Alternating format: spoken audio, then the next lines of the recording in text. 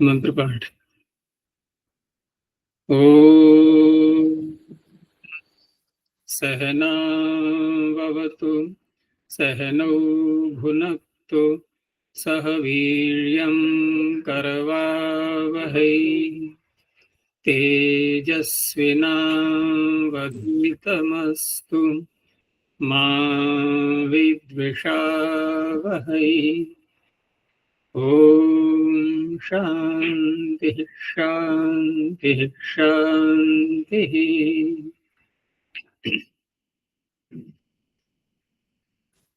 समावृत्ति की 385वीं कक्षा, अष्टाध्याय के द्वितीय पाद में स्वर प्रकरण चल रहा है, जिसमें कि हमने पूर्व पद का प्रकृति स्वर वाला प्रकरण पूरा कर लिया था 63 संख्या तक। वो जो मैं बता रहा था कि इसके हम 3 भाग करते हैं द्वितीय पाद के, तो 3 भाग तो हम जब बोलेंगे तो इस रूप में बोलेंगे कि एक भाग हो गया प्रकृति स्वर का, और प्रकृति स्वर रखा गया है केवल पूर्व पद का, उत्तर पद का नहीं रखा गया। एक भाग तो ये हो गया। दूसरे भाग में हम कह सकते हैं कि पूर्व पद का, यानी पूर्व पद के विषय में विचार, उसमें हम आदि उदात्त और अंतोदात्त ये दोनों यदि जोड़ देते हैं, दोनों बातें पूर्व पद के विषय में ही हुई, ये एक भाग ये बन जाता है। दूसरा भाग, तीसरा भाग जब लेते हैं तो उत्तर पद के विषय में भी आदि उदात्त और अंतोदात्त दोनों को जोड़ दें तो ये एक लेकर के, लेकिन अवान्तर भाग भी यदि करने लगे हम तो फिर 5 भाग बन जाते हैं। प्रकृति स्वर वाला तो कोई उसका अवान्तर भाग कोई नहीं है, वो तो पूर्व पद का प्रकृति स्वर हो ही गया। दूसरे वाले के अवान्तर भाग हो जाएंगे कि पूर्व पद का आदि उदात्त और पूर्व पद का अंतोदात्त, ये 2 भाग हो गए। और जो तीसरा हमने बोला था उसके भी अवान्तर भाग करेंगे तो उत्तर पद का आदि उदात्त और उत्तर पद का अंतोदात्त, और इसीलिए अंतः सूत्र 2 बार मिलेगा यहाँ। एक पूर्व पद का अंतोदात्त करने वाला होगा, एक उत्तर पद का अंतोदात्त करने वाला होगा। आदि वाला जो सूत्र है तो प्रारंभ में जब आएगा तो वो तो आदि उदात्त है, वहां जो आज बोलेंगे हम उसमें उदात्त शब्द भी रहेगा, लेकिन उदात्त तो अब चलेगा ना आगे, ये दोबारा नहीं बोला जाएगा। तो उत्तर पद का जब बोलेंगे तो क्या बोलेंगे, फिर उसका आदि उदात्त करना होगा, तो उदात्त तो बोला नहीं जाएगा, ये तो यही जाएगा ना उदात्त शब्द। और यहाँ पूर्व पद नहीं बोलना होगा क्योंकि पूर्व पद पीछे से आ रहा है। तो अगला सूत्र क्या बनेगा, उत्तर पदादि ही, इतना ही तो बनेगा। उदात्त यहां से ले लिया जाएगा। यहाँ पूर्व पद क्यों नहीं बोल रहे हैं, नहीं तो यहाँ क्या होना चाहिए, पूर्व पदस्य यानी पूर्व पदादि उदात्त, पूर्व पद से आदि ही उदात्त है, लेकिन पूर्व पद पीछे से आ गया। इस तरह से 5 भाग बन जाते हैं अवान्तर को जोड़ करके। तो आज हम द्वितीय भाग में हैं। कोई प्रश्न है पीछे का? तो यहाँ पर प्रथम सूत्र आया उसका आदिर्दात्त, आदि ही प्रथमैकवचनान्तम, उदात्त प्रथमैकवचनान्तम, अधिकार सूत्र माना जाएगा इसको। तो पूर्व पदम पीछे से आ रहा है, नहीं, पूर्व पदस्य आदि ही उदात्तो भवति, उसको षष्ठी में बदल देंगे पूर्व पद शब्द के लिए।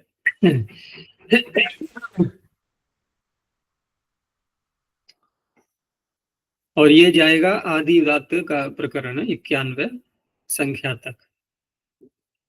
उदात्त यहां से फिर अंत तक जाएगा, पूरे पाद में उदात्त का ही विधान किया जाएगा।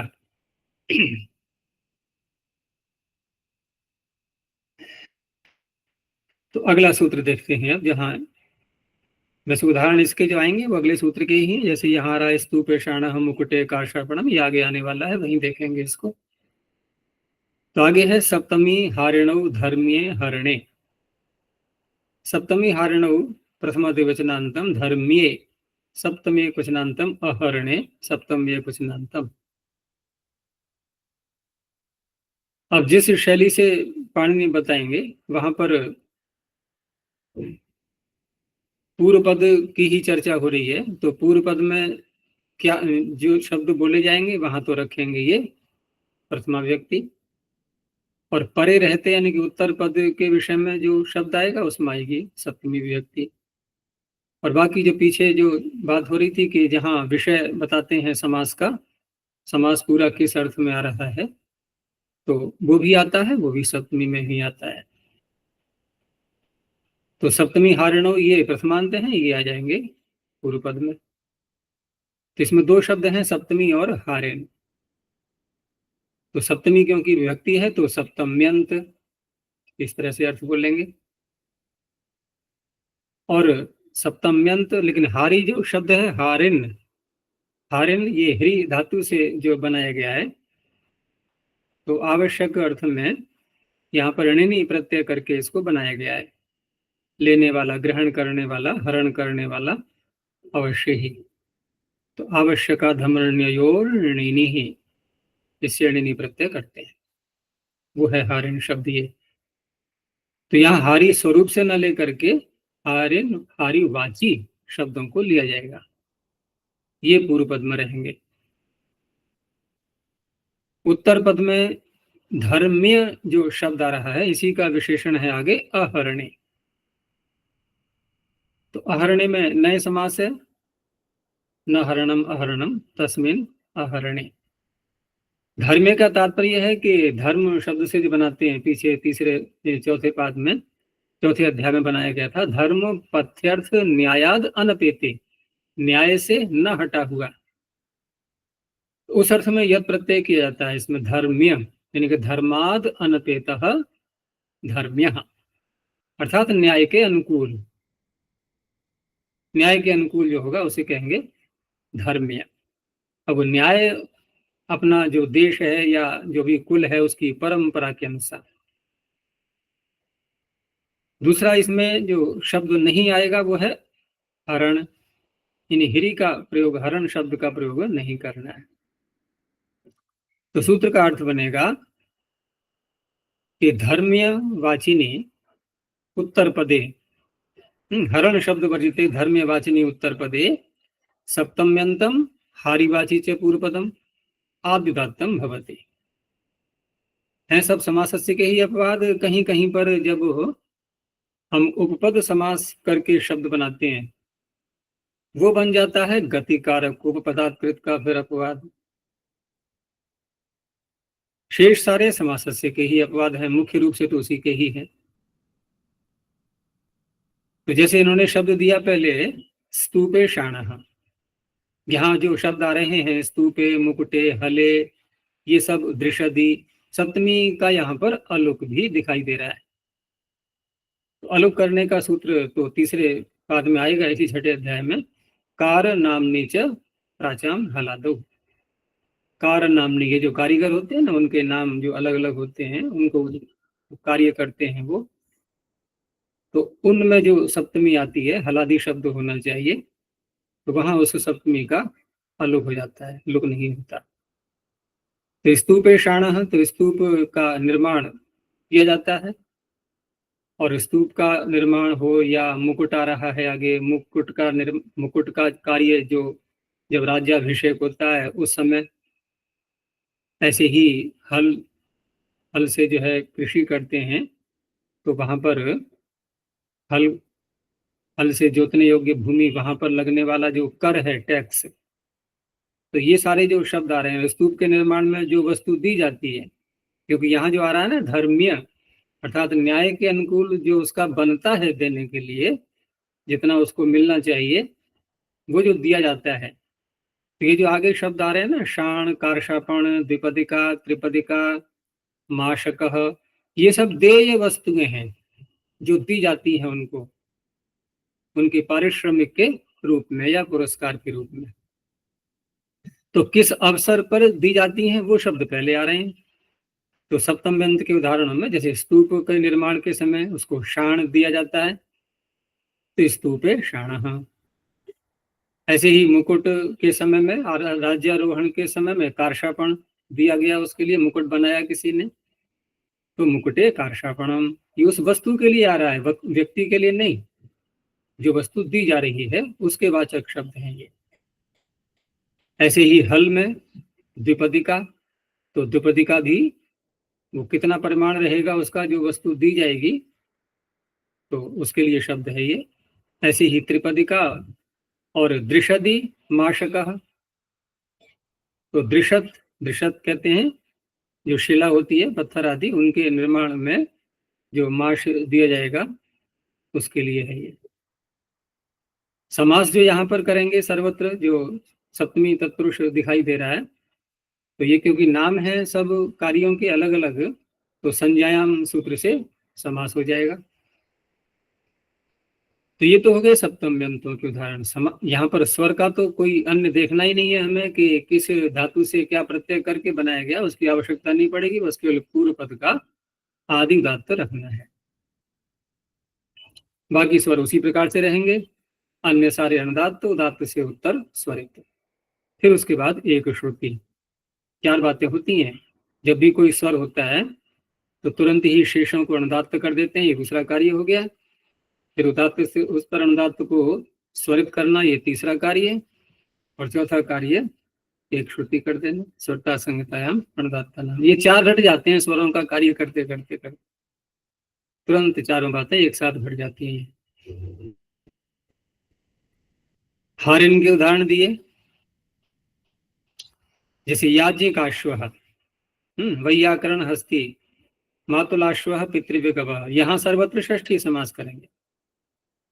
तो हारी शब्द जो कहा गया था, जो ग्रहण करने वाला व्यक्ति जो ले रहा है, तो क्या चीज ले रहा है? जैसे याज्ञिक है कोई, यज्ञ कराने वाला, और उसके लिए भी धर्मीय पदार्थ दिया गया। वो धर्म क्या है उसके लिए? अश्व, अश्व दिया गया याज्ञ के लिए। तो याज्ञिकस्य अश्वः, याज्ञिकाश्वः। दक्षिणा के रूप में, दक्षिणा के रूप में कुछ भी दे सकते हैं, तो अश्व देने का प्रचलन रहा होगा। गौओं का तो खैर रहता ही है, गायों का तो जो है विधान अनेकों शास्त्रों में मिलता है दक्षिणा के रूप में। स्वर्ण और गौ, ये 2 का अधिक आता है,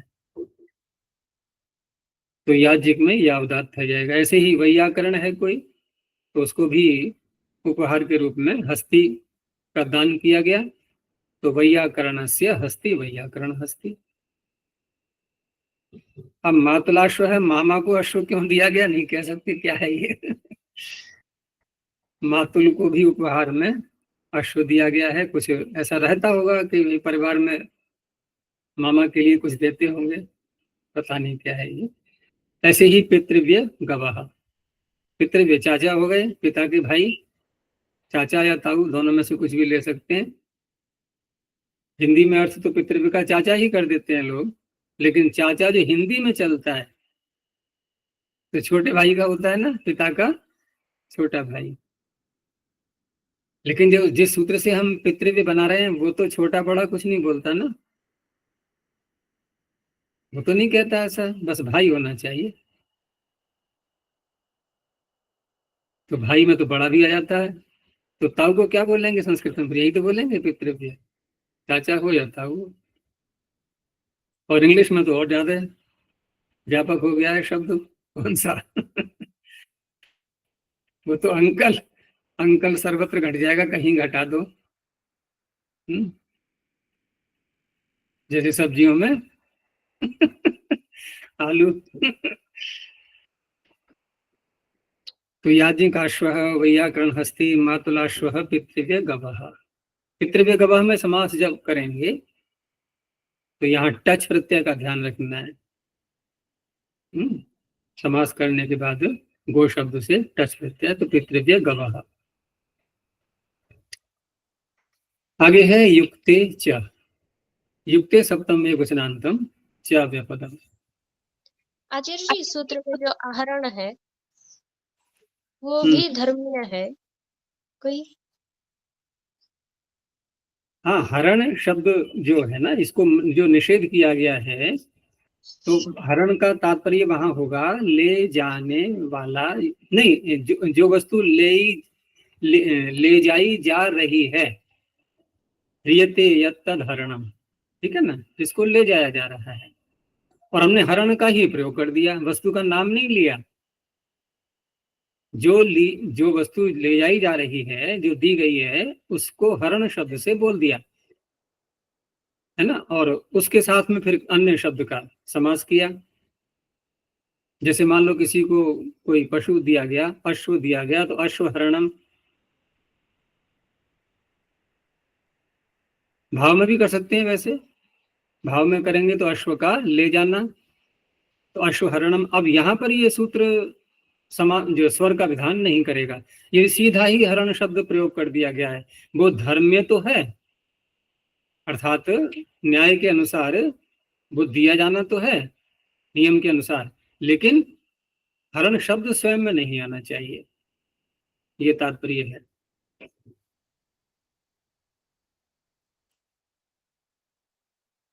तो युक्ते, यहाँ युक्त शब्द जो आ रहा है, युक्त से क्या अर्थ लेंगे यहाँ पर, क्योंकि समास का वाचक बन रहा है युक्त वाचिनी समास से पूर्व पदम आत्युदात्तम भवति। तो युक्त यानी किसी कार्य में लगा हुआ व्यक्ति, उसे कहते हैं युक्त। जैसे नियुक्त करते हैं किसी के लिए, किसी किसी की नियुक्ति की जाती है किसी की, कि तुम्हें ये कार्य करना है, वेतन के रूप में नियुक्त कर लेते हैं, इस तरह से युक्त शब्द है ये। तो जो षष्ठी समास यहाँ पर किया जाएगा, वह समास नियुक्त वाला अर्थ उससे निकल रहा हो। जैसे यहाँ जो शब्द आ रहे हैं, बल्लभ, मणिंद, संख्य इत्यादि, तो ये तो उनके प्राय करके जो पशुओं के पालक होते हैं, पशुओं की रक्षा करने वाले, उनकी देखभाल करने वाले, उनका सारा ध्यान जो भी है पूरा रखने वाले, ये सब उनके वाचक शब्द हैं। जैसे पहला शब्द है गो बल्लभ, तो बल्लभ शब्द है ये, इसका अधिक प्रचलन इस समय तो नहीं दिखाई देता, लेकिन ये बल्ल शब्द जैसा कि व्याख्याकारों ने स्वीकार किया है, ये एक अधिकार को कहता है। अधिकार, जैसे गायों पर किसी का अधिकार दे दिया, ये तुम्हारे अधिकार में है, तुम संभालो इनके लिए। तो अधिकार जिसका है, बल्लह अस्य अस्ति, उसे क्या कहेंगे, बल्लभ। अभी जो व प्रत्यय आया है, ये मतुप के अर्थ में है यहाँ पर। अब मतुप के अर्थ में व प्रत्यय के लिए कोई सूत्र तो अलग से नहीं है, लेकिन एक वार्तिक मिलता है कि व प्रकरणे अन्येभ्योपि दृश्यते, अन्य शब्दों से भी ये मतुप के अर्थ में व प्रत्यय उपलब्ध होता है।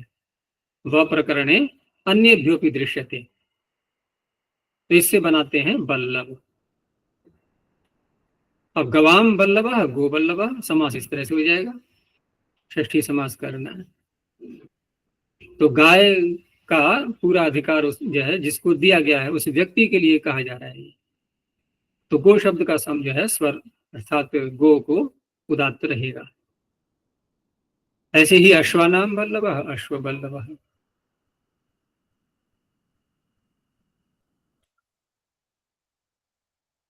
अब यहाँ जो मणिंद शब्द आ रहा है, मणिंद में थोड़ा जो है ये स्पष्टता नहीं आ रही है कि मणि देने वाला, क्योंकि मणिंद का अर्थ तो यही हुआ कि मणिम ददाति इति मणिंदः। तो दा धातु से मणि शब्द उत्पन्न रहते हुए आतो नुपसर्गे का सूत्र से क प्रत्यय तो कर लेंगे, लेकिन विभक्ति का भी आलोक रखना है, क्योंकि विभक्ति दिखाई दे रही है इसमें मणिंदः, नहीं तो क्या होना चाहिए, मणिदः।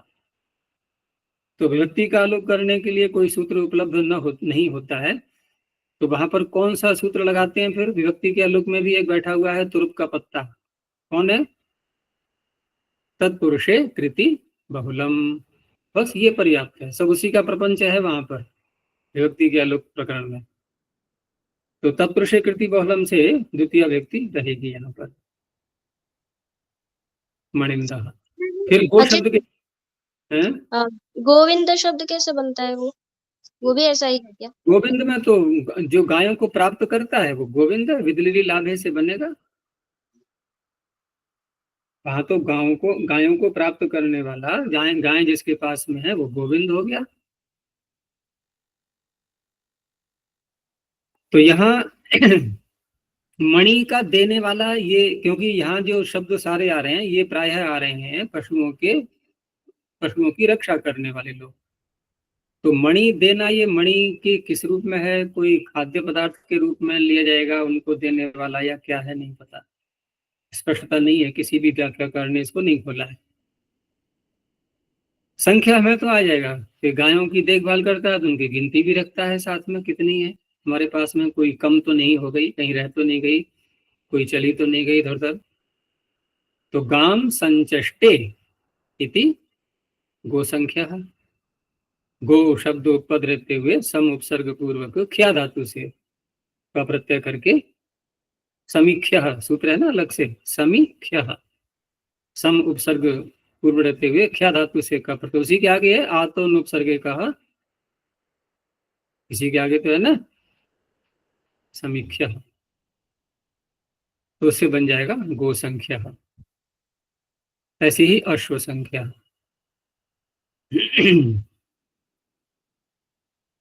आगे विभाषाध्यक्षे, अब ये पूर्व सूत्र से ही संबद्ध था, इन्हें नित्य प्राप्त हो रहा था पूर्व पद का आदि उदात्त, इसने कर दिया विकल्प।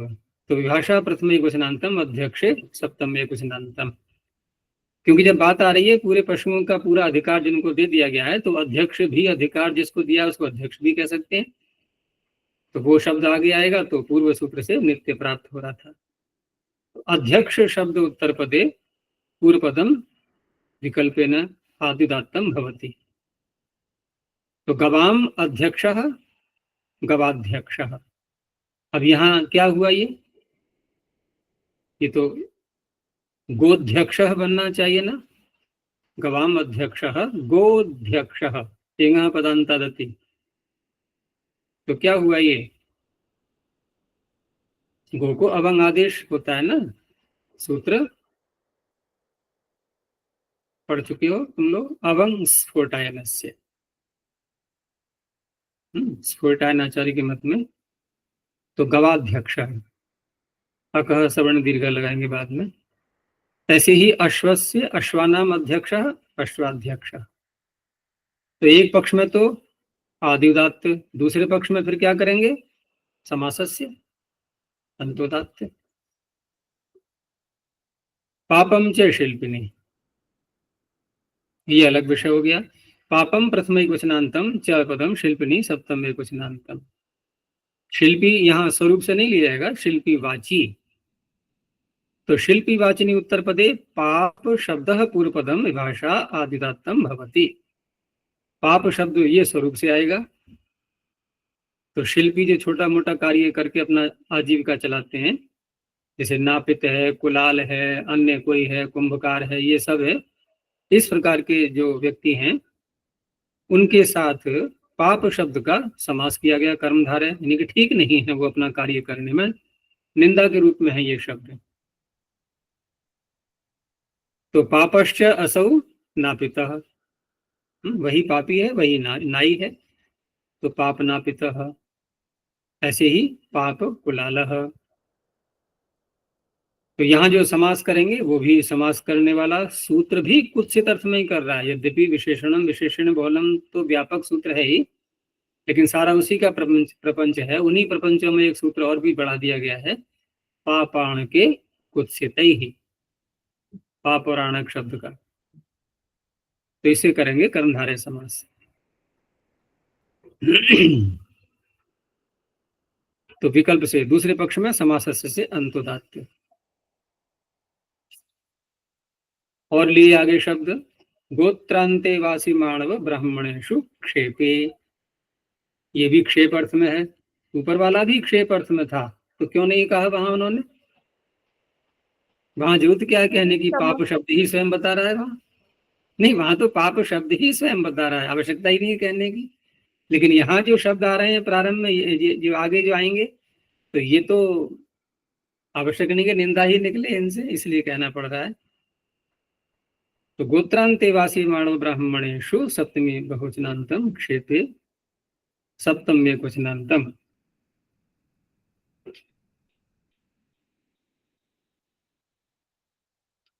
तो यहाँ जो शब्द आएंगे, लेकिन समास जो पूरा बनेगा तो वो तो समास क्षेप अर्थ में रहना ही है, लेकिन जिन शब्दों का पूर्व पद आदिदात्त किया जा रहा है तो वो शब्द, उसमें एक तो शब्द है गोत्र, तो गोत्र का तात्पर्य यहाँ गोत्रवाची, गोत्र जिनको कहा जाता है वो लिया जाएगा। और अंतेवासी, अंतेवासी अर्थात शिष्यों के रूप में, ये तो हो गए वाची, जैसे गोत्रवाची और अंतेवासी वाची। दो स्वरूप से हैं, मानव और ब्राह्मण, ये आगे आने चाहिए शब्द। तो गोत्रवाचिनी, अंतेवासी वाचिनी उत्तर पदे, मानव ब्राह्मणयोश्च उत्तर पदयोः पूर्व पदम आदिदात्तम भवति क्षेपवाचिनी समासे।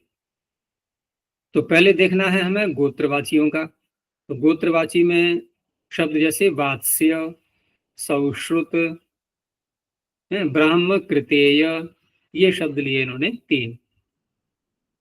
इनमें समास करने वाला सूत्र कोई वैसे नहीं है पदशः, तो यहाँ पर समास करने के लिए फिर सुप सुपा है ना, सुबंत का सुबंत के साथ समास, उसे समास कर लेंगे।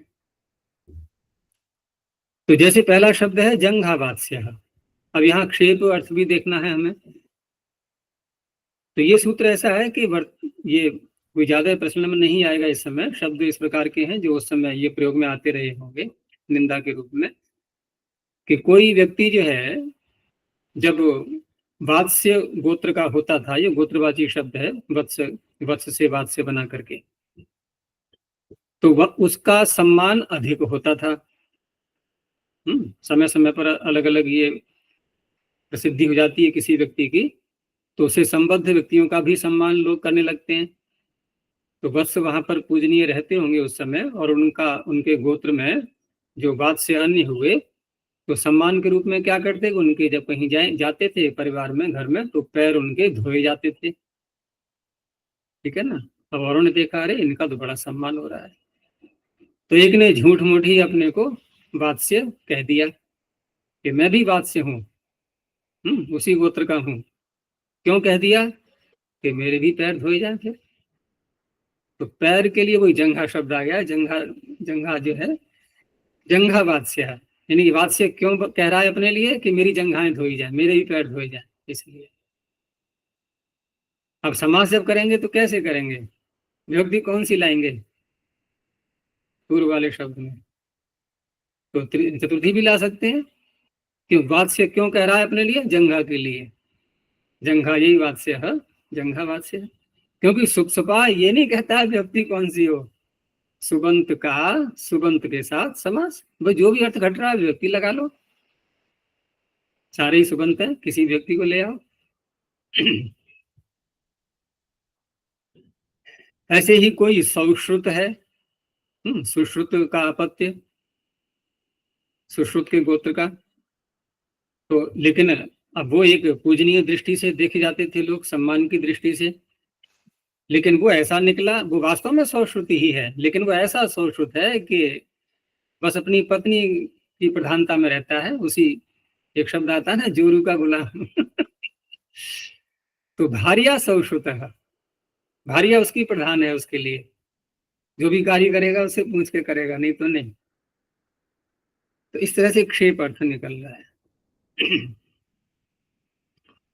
ऐसी है वशा ब्राह्म कृतेय। तो ब्राह्म कृतेय में यहाँ पर ब्रह्मकृत शब्द से ढक प्रत्यय करके बनाया गया है, तो ये भी कोई गोत्र है ब्राह्म कृतेय।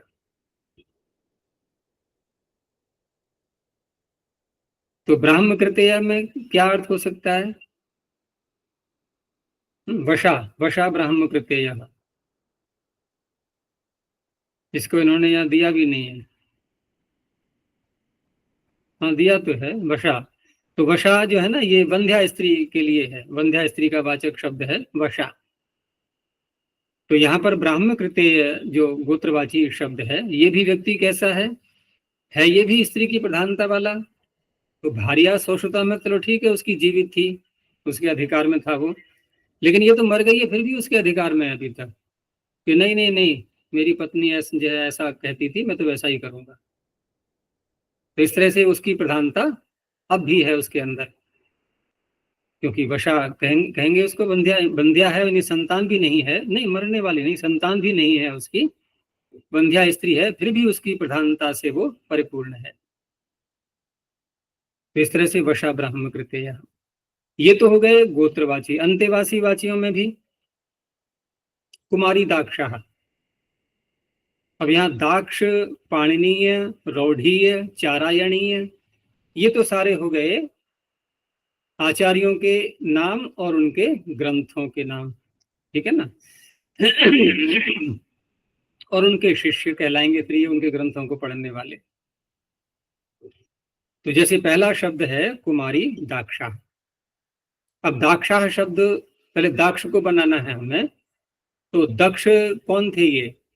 व्याडी। व्याडी व्याडी के पिता, तो दक्षस्य अपत्यम दाक्षी ही। जो व्याडी के पिता हैं वो जो व्याडी हो गए, वो तो हो गए दाक्षी। अब उनके ग्रंथ को क्या कहेंगे? दाक्षिणा प्रोक्तम। जो ग्रंथ उन्होंने बनाया वो हो गया फिर दाक्ष।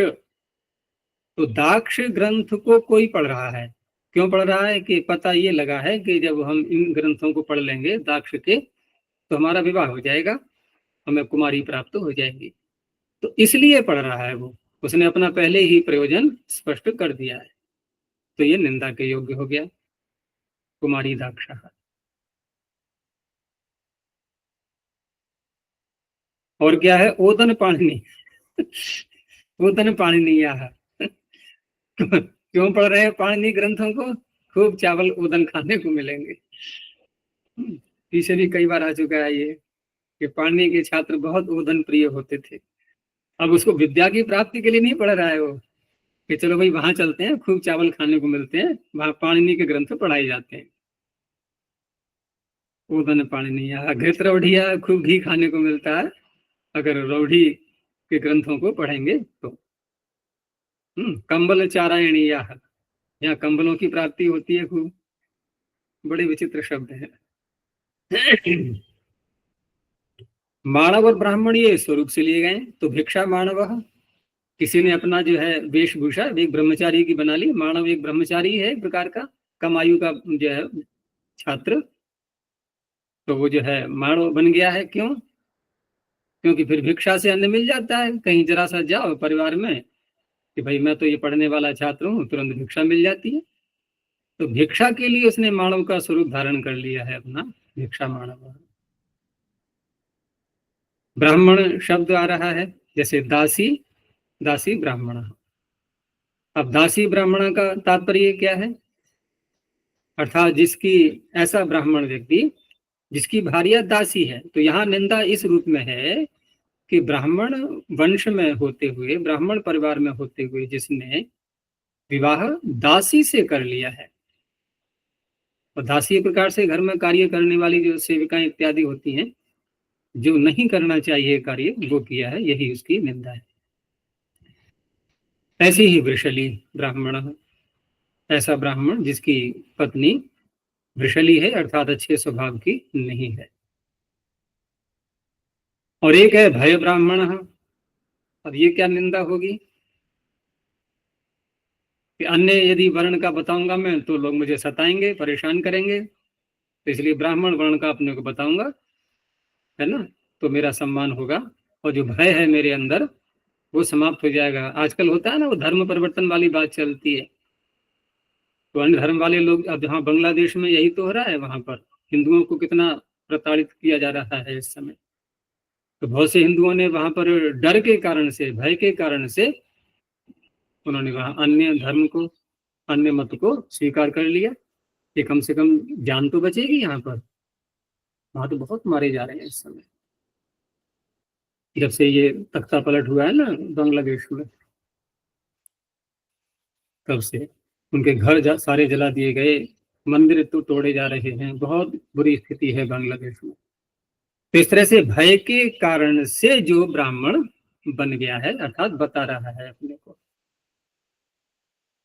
तो ये सारे शब्द हैं यहाँ पर, और इनमें समास तो यदि कोई अन्य सूत्र उपलब्ध नहीं होता है तो सुप सुपा से कर लेते हैं।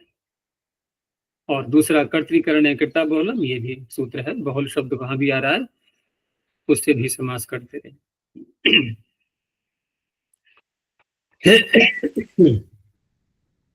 आगे है अंगानी मई रे ये।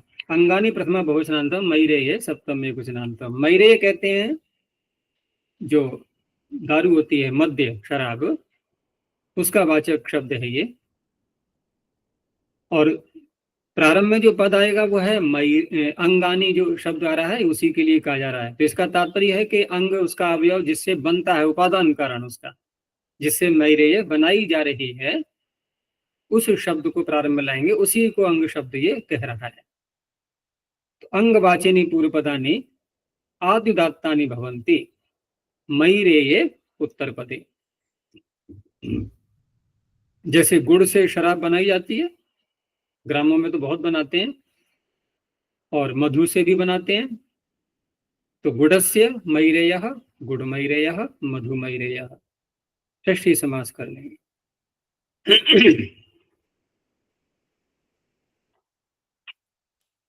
आगे है भक्ताख्यास्तदर्थेषु। भक्ताख्याः प्रथमा बहुवचनांतम, तदर्थेषु सप्तमी बहुवचनांतम। भक्त, वो भक्त नहीं, शिव का भक्त। यहाँ भक्त से तात्पर्य अन्न, भज सेवायाम, जिसका हम सेवन करते हैं। और इसीलिए आख्या शब्द को ही साथ में जोड़ दिया है। भक्त वाची शब्द लिए जाएंगे, अन्न के वाचक। तो भक्त वाचिनः शब्दाः तदर्थेषु उत्तर पदेषु आद्युदात्ता भवन्ति। अब तदर्थ किसको कहा जाएगा? तो जो निकट में है तद शब्द उसी को बोलेगा, तो भक्त को ही ले रहा है तद शब्द। तो तद का अर्थ क्या हो गया? यानी कि तेभ्यः, तेभ्यः इमानि तदर्थानि, उसी के लिए, ठीक है ना। अर्थात जो भक्त वाची शब्द आएगा उसके लिए हो अगला शब्द। जैसे किसी को भिक्षा मांगनी है तो कैसे मांगेगा? हाथ में मांगेगा, कोई पात्र रखेगा ना पास में, पात्र में लाएगा भिक्षा का अन्न। तो पात्र जो उसने ग्रहण किया अपने हाथ में, वो किसके लिए किया? भिक्षा के लिए। तो उस पात्र का नाम हो गया कंस, है ना। वो कंस वो नहीं जिसका वध किया गया था, एक वो भी कंस था ना। तो भिक्षा यही कंसा, चतुर्थी समास कर लेंगे। भिक्षा के लिए जो कंस, भिक्षा का जो पात्र है, तो भिक्षा कंस। श्राणा, श्राणा क्या है? भिक्षा में तो चलो सारी चीजें आ गई, श्राणा तो एक विशेष पदार्थ का ही नाम हो गया, वही जो लपसी होती है पतली वाली। तो श्राणा कंसः, उसका पात्र।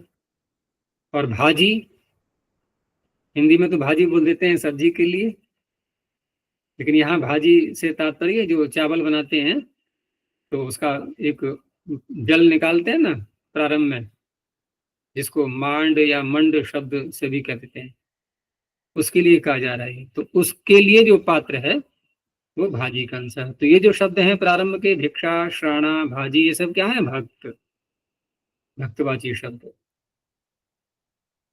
तो यहां भी पूर्व पद का आद्युदात्त। गो बिडाल सिंह सैंधवेशु उपमाने। गो बिडाल सिंह सैंधवेशु सप्तमी बहुवचनांतम, उपमाने सप्तम एकवचनांतम। पूरा समास होगा उपमानवाची, समास के लिए है ये सप्तम अंत शब्द। जो अंत में शब्द आएंगे वो है गो बिडाल सिंह सैंधव इत्येतेषु उपमानवाचीषु उत्तरपदेषु पूर्वपदम आद्युदात्तम भवति। अब यहाँ जो उपमा दी जाएगी तो गो के समान, बिडाल के समान, सिंह के समान, सैंधव के समान, इस तरह से अर्थ होगा। तो क्या है वो जो वस्तु इनके समान है? वो शब्द प्रारंभ में आएगा। तो जैसे कहीं पर धान्य इकट्ठा कर दिया गया, उसकी ढेरी, उसकी राशि लगाई गई, लेकिन उसकी आकृति कैसी बना दी गई? गो के समान। तो उपमानवाची शब्द आगे आ रहे हैं, और जब आगे उपमानवाची शब्द आते हैं तो समास किससे करते हैं? उपमानवाची शब्द एक तो प्रारंभ में हो सकते हैं और एक उत्तर पद में हो सकते हैं। तो उत्तर पद में जब उपमानवाची शब्द आएंगे तो समास किससे करेंगे? उपमितम व्याघ्रादिभिः सामान्य प्रयोगे। सामान्य शब्द का प्रयोग होगा नहीं। सामान्य का प्रयोग तात्पर्य जिससे उपमा झलकती हो वह शब्द, जैसे इव आदि लगाते हैं ना। तो धान्यम गौरेव, ये धान्य का ढेर कैसा वाला है? गो की आकृति के समान, गौरेव। तो धान्य गवह, कोई टच प्रत्यय का ध्यान रखना है यहाँ पर। गोर तद्धित लुकी, समासांत टच प्रत्यय। ऐसे ही हिरण्य गवह, तो हिरण्यम गौ एव हिरण्य गवह। और भिक्षा बिडालः, अब यहाँ क्या है? यहाँ कैसे करेंगे अर्थ? बिडाल तो वो हो गया ना, उसका जो बिल्ली का मेल फीमेल होता है ना, बिल्ली शब्द ही चलता है हिंदी में, बिल्ला बिल्ला नहीं बोलते, तो वही है बिडाल यहाँ पर। तो भिक्षा बिडालः, बिडाल कितना खा लेगा? थोड़ा सा। तब कोई भिक्षा मांगने गया तो भिक्षा लेने गया तो भिक्षा उसको जरा सी दे दी गई। उसने वो यह कितनी लग रही है उसको? कितनी लग रही है? जिसको केवल बिडाल का ही पेट भर पाए, तो मेरा तो नहीं भरेगा, यानी कि थोड़ी भिक्षा। तो भिक्षा कितनी है? बिडाल के समान। तो बिडाल के समान का तात्पर्य है बिडाल, या तो हम आकृति के रूप में ले लें तो आकृति तो खैर बिडाल की बड़ी होगी, इतना सामान मिल रहा है खाने के लिए, ज्यादा होगा। तो यहाँ आकृति न लेकर के जितने में बिडाल का पेट भरता है। जैसे मछली कितना जल पीती है अपने प्यास बुझाने के लिए? कितना पिएगी? या मछली को छोड़ो, चूहा कितना पिएगा? थोड़ा सा। मूषिकांजलि सुना है? नहीं, मूषिकांजलि। तो ऐसी भिक्षा थोड़ी। आगे है तृण सिंह, तृणानी सिंह एव, जो तिनकों का ढेर है वो सिंह की आकृति जैसा बना दिया गया। ऐसे ही काष्ठ सिंह, सत्तु सैंधव। अब यहाँ पर उपमा कैसे है कि सैंधव, जो सेंधा नमक होता है ना, जो उधर उत्तर भारत में मिलता है, विशेष करके लाहौर की तरफ, पाकिस्तान में लाहौरी नमक भी कहते हैं उसके लिए, सेंधा नमक। सिंधु नदी के आसपास, उसी से नाम भी पड़ा है उसका, सैंधव, सैंधवम आनय, सिंधु से बनता है। तो उसका जो कलर है उसका सफेद, तो उसी कलर में सत्तू को भी पीस दिया गया। खूब अधिक मात्रा में पीसेंगे तभी सफेदी आती है उसमें। तो ऐसा सत्तू जो सैंधव नमक के रूप के समान दिखाई दे रहा है, तो सत्तु सैंधव। तो ये शब्द हैं उपमानवाची। आगे है अके जीविकार्थे। अके सप्तम एकवचनांतम, जीविकार्थे सप्तम एकवचनांतम। अक से तात्पर्य वही है जो अणुल प्रत्यय आदि करते हैं, रू को अक आदेश हो जाता है। और जीविकार्थे यानी जीविकायाः अर्थः जीविकार्थः। जीविका यानी कि जीविकार्थ वाचिनी समास से पूरा जो समास बनेगा वो जीविका के विषय को बोलेगा। तो जीविकार्थ वाचिनी समास से अक प्रत्यांत शब्द उत्तर पदे पूर्व पदम आदिदात्तम भवति। तो अक प्रत्यांत में जैसे लेखक, शोधक, कारक, ये शब्द आ गए। अब इनके साथ में जो समास करेंगे हम षष्ठी समास, जैसे दंत लेखकः, तो तात्पर्य क्या होगा यहाँ पर? दंतानाम लेखकः, दंत लेखकः, इस तरह से समास होगा। और यहाँ समास करने वाला भी सूत्र ये नित्य समास होता है। कारण क्या है? नित्य समास जब बोले जाते हैं जब वह अर्थ जो समास से निकल रहा है वो विग्रह से निकलता ही नहीं है। अब यहाँ विग्रह भले ही करते रहे हम, दंतानाम लेखकः, दांतों का लेखक, नहीं निकलेगा वो अर्थ। दंत लेखक ही प्रयोग करना पड़ेगा हमें। जहाँ दंत लेखक का प्रयोग करना हो वहां दंतानाम लेखक ऐसे बोलेंगे, क्योंकि समास विकल्प से होती है, महाविभाषा चलती है वहां पर। तो वो अर्थ उससे नहीं निकलेगा। इसलिए इसका सूत्र अलग से है, नित्यम क्रीड़ा जीविकयोः। क्रीड़ा और जीविका अर्थ में क्रीड़ा वाला सूत्र आगे आ रहा है। ये जो दो सूत्र है ना, अकी जीविका अर्थ और प्राचम क्रीडायाम, इन दोनों सूत्रों के किए हुए स्वर वाले कार्य में समास करने वाला सूत्र है नित्यम क्रीड़ा जीविकयोः। इसी समास होता है यहाँ दोनों के लिए। तो क्रीड़ा का ये हो गया, वो आगे आ रहा है, और जीविका का ये हो गया। तो दांतों पर जो आकृतियां बनाते हैं ना, वो व्यक्ति उसी से अपनी आजीविका कमाते हैं। ऐसे ही नख लेखकः, नखों पर आकृतियां बनाने वाले। अवस्कर शोधकः, अवस्कर तो ये कूड़ा करकट जो सारा होता है, सफाई करने वाले, शोधन करने वाले, वो अवस्कर शोधकः। वो भी उनसे, उसी कार्य से उनकी जीविका चलती है, सफाई कर्मचारी। और रमणीय कारकः, सुंदर बनाने वाले अलग अलग स्थानों को, तो ये भी एक प्रकार से वही है, शोधक लोग, सुंदरता लाते हैं। तो ये अक प्रत्यांत शब्दों के परे रहते इसने पूर्व पद को आदिदात्त कर दिया है। प्राचाम क्रीडायाम, प्राचाम षष्ठी बहुवचनांतम, क्रीडायाम सप्तम एकवचनांतम। प्राचाम साथ में जोड़ दिया है, प्राग देश निवासी नाम या क्रीड़ा, क्यों क्रीड़ा ये वहीं चलती रही होगी उस काल में भी। तो तद्वाचिनी समासे अक प्रत्यांत उत्तर पदे पूर्व पदम आद्युदात्तम भवति। तो यहाँ भी नित्यम क्रीड़ा जीवी को समास करेंगे। ये शब्द पीछे भी आए हैं, वहीं पर दूसरे अध्याय में, उद्दालक पुष्प भंजिका। तो पुष्प भंजिका, फूलों को तोड़ने का खेल चलता था, वही शब्द है ये। ऐसे ही वीरण पुष्प प्रचायिका, फूलों का चयन करने का खेल। शाल भंजिका, ताल भंजिका, ये सब तोड़ ताड़ के खेल होते थे ये सारे। तो इन सब शब्दों में भी पूर्व पद को आद्युदात्त। अणि नियुक्ते, अणि सप्तम एकवचनांतम, नियुक्ते सप्तम एकवचनांतम। एक पीछे शब्द आया था युक्ते, कहाँ आया था?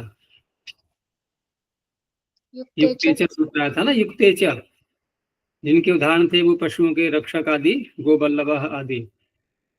और ये क्या है? नियुक्ते। तो नी और नी को हटा करके वहां युक्ते, इतना ही तो अंतर है। तो क्या अंतर माना जाएगा इन दोनों में?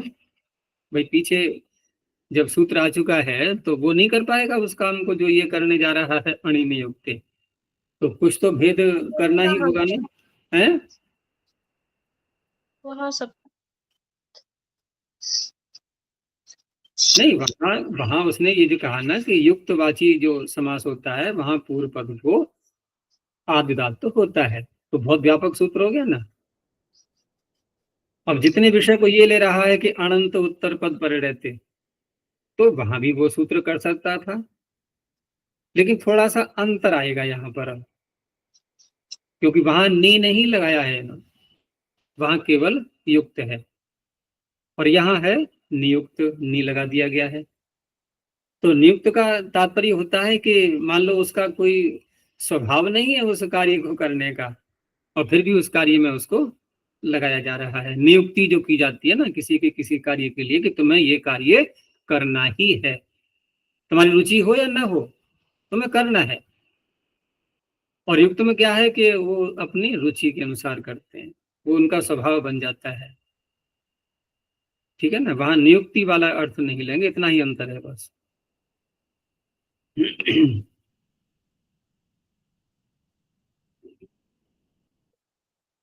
तो उसी के लिए सूत्र है ये कि अनंतोत्तर पदे नियुक्त वाचिनी समासे पूर्व पदम आद्युदात्तम भवति। तो धार ग्राह ये जो शब्द है ये अनंत है, कर्मण्यण से अणप्रत्यय करेंगे। यानी छत्रम धारयति इति छत्रधारः, धरति इति छत्रधारः। ऐसी कमंडलुम गृह्णाति इति कमंडलु ग्राहः। तो इनको धारण करने वाला, यानी छत्र, जैसे कोई यात्रा करता है ना, कोई वीआईपी व्यक्ति होता है, तो उसकी सुरक्षा के लिए, धूप से बचाने के लिए एक व्यक्ति छत्र लेकर के साथ में चलेगा।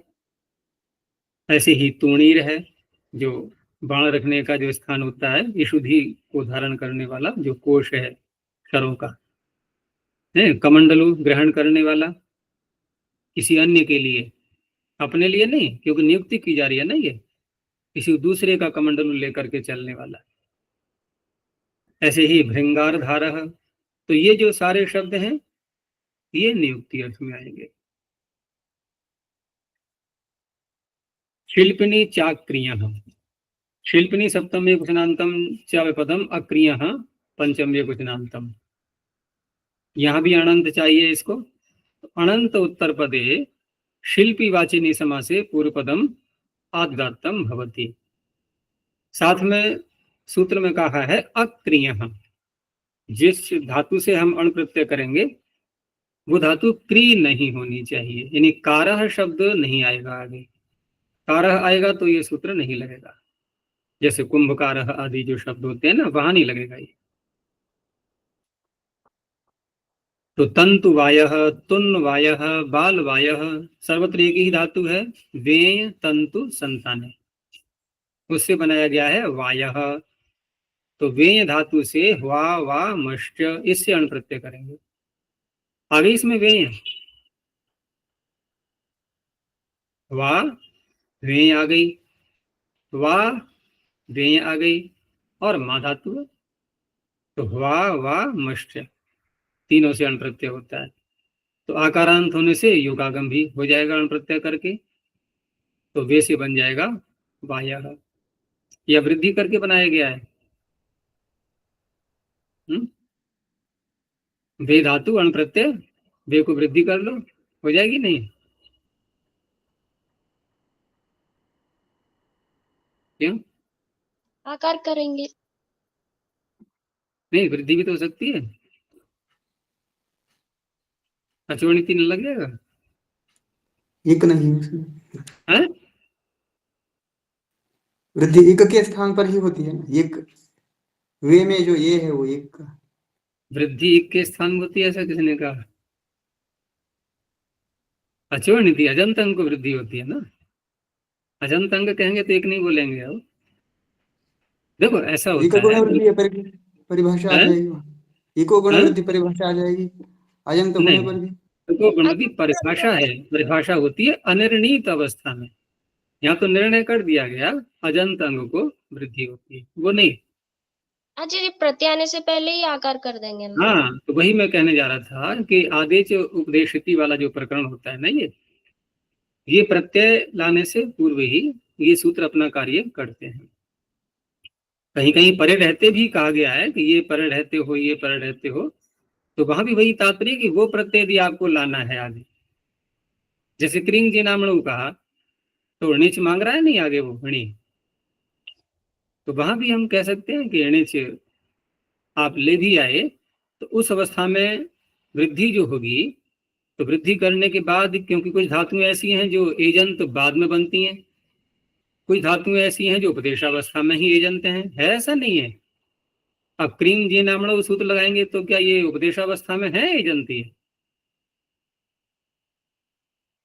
वृत्य लाएंगे, वृद्धि करेंगे, तब एजंत बनेंगी। तो वो इसलिए वहां पर घटेगा सूत्र कि नहीं बनाएंगे तो वहां तो वृद्धि होकर के फिर एच व या व लगने लगेगा, इसलिए वहां पर उसको आकार किया गया। लेकिन यहाँ तो हम उसी को लगाएंगे, आदेश उपदेशति, उपदेशावस्था में ही एजंत है ये, और वो प्रत्यय को मांगता नहीं। अचवणिति को प्रत्यय चाहिए आगे, तो पहले लग जाएगा। तो आकारांत होकर के अब युग आगम करके बनाएंगे, ये आय आदेश करके नहीं है।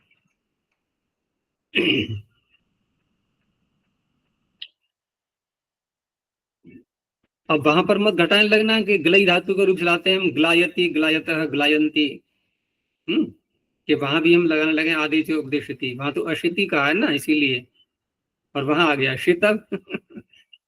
तो वहां तो आय आदेश ही होगा उसको, आई को। तो वायः शब्द बन गया बुनने वाला, तो तंतु बुनने वाला तंतु वायः। ये तुन्न क्या है? सिलाई करने वाला है, तुद व्यथने, दुखी करने अर्थ में आती है ना। ये किसको दुखी कर रहा है? कपड़े, कपड़े को जो उसमें सुई चुभ रहा है बार बार, तुन्नवायः।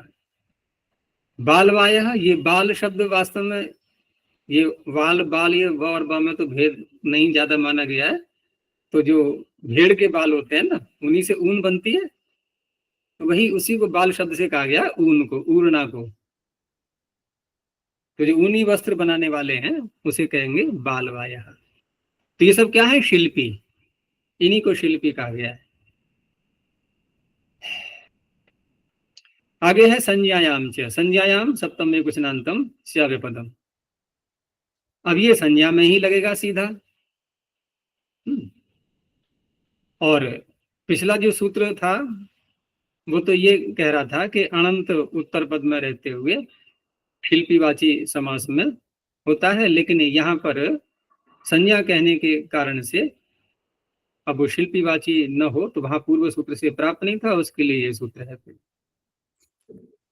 बाकी सारी बातें वही आएंगी कि जो पीछे कहा गया था ना कि क्री धातु से अण प्रत्यय नहीं होना चाहिए, अक्रिय, वो यहाँ भी आएगा। तो अक्रिय अनंत उत्तर पदे संज्ञायाम विषये पूर्व पदम आद्युदात्तम भवति। तो तंतुवायः यहाँ भी शब्द है, पीछे भी वही था, लेकिन यहाँ तंतुवाय है उस कीट का नाम। वो जो होते हैं ना रेशम के कीड़े, उनके लिए कहते हैं तंतुवायु नाम कीटः। ऐसे ही बालवाय, अब यहाँ पर ऊन के वस्त्र बनाने वाला नहीं है ये एक पर्वत का ही नाम है। अब नाम जो होते हैं वहां पर यौगिक अर्थ घट नहीं पाता है, बस यूं ही अर्थ करना होता है कि पर्वत का नाम हो गया बालवाय, तो वहां पर भी करेगा ये आद्युदात्त। कार शब्द आगे आएगा तो नहीं करेगा, क्योंकि कारवाची कार आगे आकर के भी बहुत से शब्द ऐसे हैं जो संज्ञावाचक होते हैं। जैसे रथकार संज्ञा हो गई, किसी का नाम रख दिया हमने, अब रथकार में ये सूत्र नहीं करेगा कार्य। आगे है गो तंति यवम पाले। गो तंति यवम प्रथम कुशनांतम, पाले सप्तम कुशनांतम। तीन शब्द यहाँ पर लिए, गो तंति यव इत्येतानि पूर्वपदानि पाल शब्द उत्तर पदे आद्युदात्तानि भवन्ति। तो पाल शब्द आगे आ गया, अर्थ स्पष्ट हो ही गया, पालन करने वाला। तो गोपालः, तंतिपालः, यवपालः। तंति क्या है? ये तंति रस्सी है ना, जो बछड़ों को बांधते हैं ना, छोटे छोटे बच्चे जो होते हैं उनको बांधते हैं क्योंकि भागते हैं दौड़ के लिए, वो जो पशुओं के बच्चे हैं, तो उसी को कहा जाता है तंति। तो तंति पालः, अब यहाँ उसकी सुरक्षा करने वाला। तो तंति की सुरक्षा को न लेकर के तंति जिनके बांधी जा रही है उसको लेंगे। जब किसी मुख्य अर्थ में कोई शब्द नहीं घटता है तो फिर लक्षणा से व्यंजना से अर्थ निकाले जाते हैं, ये शैली का ध्यान रखना। अब तंतियों की थोड़ी रक्षा करेगा वो, रस्सियों की। तंती जैसा छोटे छोटे बच्चों की रक्षा करने वाला, गायों की, क्योंकि गायें जब घूमने जाती हैं या चराने के लिए चरवाहे ले जाते हैं तो बच्चे तो वहीं रह जाएंगे ना गौशाला में सारे, वो थोड़ी साथ में जाएंगे। वो जाएंगे तो उनको कौन रखवाली करेगा, वहां भागेंगे तो उधर के लिए, उनको वहीं छोड़े। तो उनकी देखभाल करने वाला वो तंती पाला हो गया। ऐसे ही यवपाला, खेत में यव बो दिया, उनकी सुरक्षा के लिए कर्मचारी रख दिया गया, तो यवपाला। आगे है ऋणी। ऋणी सप्तम एक वचनांतम, प्रत्यय है तो तदंत विधि मानेंगे। तो ऋणंत उत्तर पदे पूर्व पदम आदात्तम भवति। तो फलानाम हारी, फलहारी, पर्णहारी, ये जो सारे शब्द हैं यहाँ पर उपपद समास कर सकते हैं, क्योंकि व्रते सूत्र से ऋणी प्रत्यय करेंगे तो फल पर्ण उपपद रहते हुए ह्री धातु से ऋणी प्रत्यय करके बनाएंगे।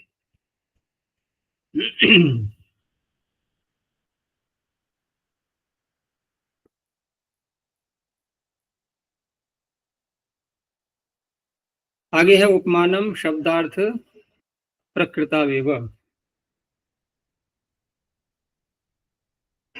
इतना ही रखते हैं अभी, है ना, समय पर्याप्त हो गया। प्रणव ध्वनि। ओ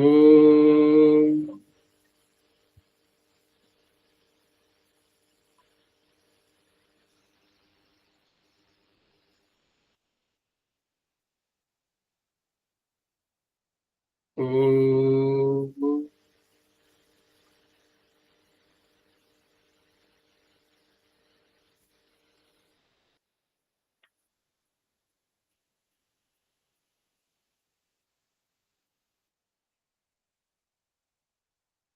ओ